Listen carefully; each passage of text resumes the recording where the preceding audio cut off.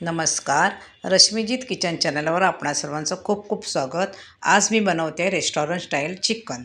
त्यासाठी आपल्याला चिकन स्वच्छ धुवून त्याला मीठ लावायचं आहे, नंतर हळद लावायचे आणि मी ह्याचं डिस्क्रिप्शन बॉक्समध्ये साहित्य प्रमाणकृती देत आहे, ती तुम्ही चेक करा.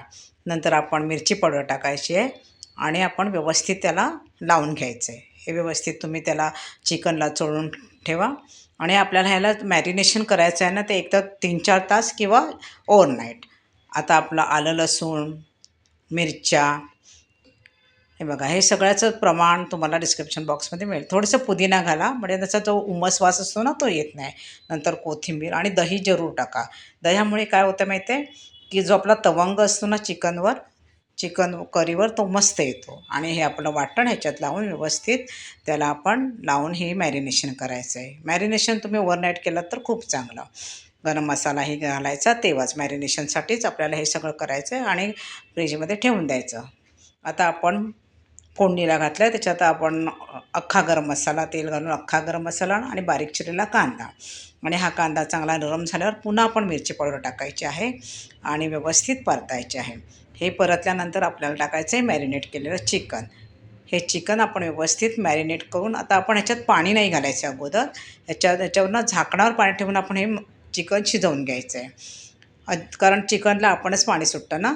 नंतर थोड्या वेळाने बघायचं, चिकन जास्त वेळ लागत नाही शिजायला, लगेच शिजतं. अशा तऱ्हेने आपलं हे चिकन तयार. बघा किती छान दिसतंय ना. तुम्हाला माझ्या रेसिपी आवडत असेल तर मला सबस्क्राईब करा, लाईक करा, कमेंट करा आणि बेल आयकॉनचं बटन दाबायला विसरू नका. आणि आता आपण बनवतो हे इन्स्टंट वडी. या इन्स्टंट वड्यासाठी आपल्याला पहिले धणे, काळी मिरी, नंतर बडीशेप आणि उडीद डाळ ह्यांचं थोडं शेकून घ्यायचं आहे आणि ह्याचं आपल्याला मिक्सरवर पावडर करायची आहे. नंतर आपल्याला तांदळाचं पीठ, गव्हाचं पीठ आणि बेसनचं पीठ याचं प्रमाण मी तुम्हाला दिलंच आहे.